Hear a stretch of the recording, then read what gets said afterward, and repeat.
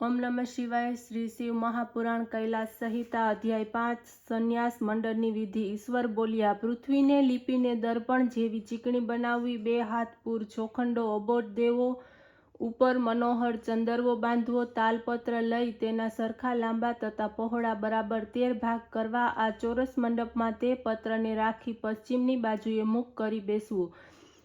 પૂર્વથી દક્ષિણ ઉત્તરના ક્રમ વડે હે દેવ દેવેશી ચારેય દિશામાં સૂતર વડે કાપા કરવાથી 169 કોઠાઓ થઈ જશે। આ કોઠાઓની વચલી જે કર્ણિકા છે તેની 8 કોષ્ટકની બહાર મધ્ય કોષ્ટકનું દલાષ્ટક થાય છે।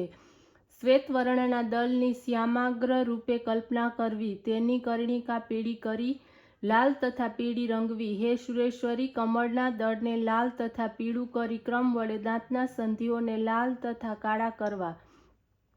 કર્ણિકામાં પ્રણવ અર્થના પ્રકાશ રૂપે યંત્ર લખવો, નીચે પાઠ તથા ઉપર શ્રીકંઠ લખવા। તેના ઉપર અમરેશ, મધ્યમાં મહાકાળ તથા મહાકાળના મસ્તકના સમીપ દંડને લઈ ઈશ્વરને આલેખવા।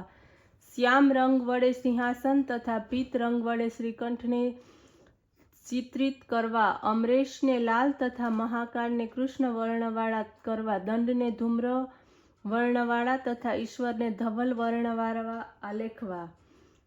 આ રીતે લાલ યંત્ર લખી સદ્યોજાત મંત્ર વડે આચ્છાદિત કરવું। આથી ઉઠેલા નાદ વડે ઈશાનનો ભેદ કરવો। આગ્નેયાદિ ક્રમ વડે તેની બાહ્ય પંક્તિ ગ્રહણ કરવી।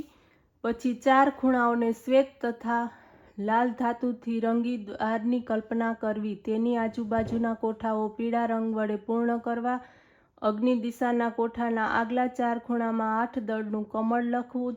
તેની લાલ પાંદડી કરી પીળી કર્ણિકા બનાવવી। મધ્યમાં બિંદુયુક્ત હાર લખવો। કમળના નૈઋત્યના બીજા કોઠામાં ચતુર્ક્ષણા મધ્ય વડે 8 દળ કમળનું બનાવવું। તેને લાલ રંગી કર્ણિકા પીળી કરવી। સવર્ગનો ત્રીજો શ તેને ચક્કા સ્વરયુક્ત કરી શુ લખવું। 14મા સ્વર ઓ તથા બિંદુનાદયુક્ત એ બીજ રૂપ એ ભદ્રે પદમાં મધ્યમાં લખવા। આ રીતે કમળના ઈશાન કોઠામાં નીચે પ્રમાણે લખવું। ક વર્ગનો ત્રીજો અક્ષર, 5મા અક્ષર ઉકાર સહિત ગુ લખવો। આ ઈશાન દિશાના કમળમાં કંઠ ભાગમાં બિંદુ લખવું। તેની 3 જે બહાર પંક્તિ છે તેમાં પૂર્ણ દિશામાં ક્રમ વડે 5 કોઠા કરવા। મધ્ય કોઠાને પીળો કરવો, શેષ વૃત્તને રક્તવર્ણનું કરવું। વિધિને જાણનાર એ કમળ દળને લાલ બનાવવું। દળની બહાર છિદ્રને કૃષ્ણ વર્ણ રંગ વડે અગ્નિ દિશામાં 4 કોઠા શુક્લ રંગ વડે પૂર્ણ કરવા। પૂર્વની તરફ 6 સહિત ષટકોણ કૃષ્ણવર્ણ વડે લખવો। દક્ષિણ બાજુએથી ઉત્તર દિશા સુધી 3 ખુલ્લા લાલ રંગ તથા શ્વેત કાંતિ યુક્ત અર્ધચંદ્રાકાર પીત વર્ણ પશ્ચિમ કોણમાં રંગવો। ચારે બાજુના ક્રમ વડે 9 કોણના પ્રમાણ વડે આલેખવા। પૂર્વ તરફ બિંદુ લખવું, દક્ષિણમાં કૃષ્ણ વર્ણવાળું, ઉત્તર તરફ રક્તવર્ણવાળું। ઉકાર તથા મકાર પશ્ચિમ લખવો। અકારનો પીત વર્ણવાળો કરવો। આ રીતે 4 વર્ણો કરી હે સુંદરી, નીચેની પંક્તિ વડે પ્રારંભ કરી સઘળી ઉપરની 4 પંક્તિ પીળી, શ્વેત, લાલ તથા કૃષ્ણ વર્ણવાળી કરવી।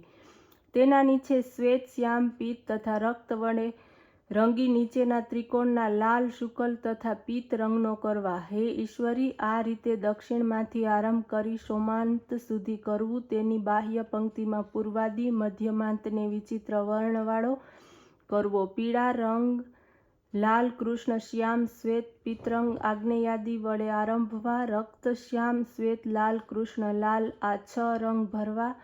હે મહેશાની, દક્ષિણથી આદિ લઈ પૂર્વ પર્યંત આ પ્રમાણે કરવું। હે ઈશ્વરી, નૈઋત્ય દિશાથી લઈ આગ્નેય દિશા પર્યંત તથા વરુણ દિશાથી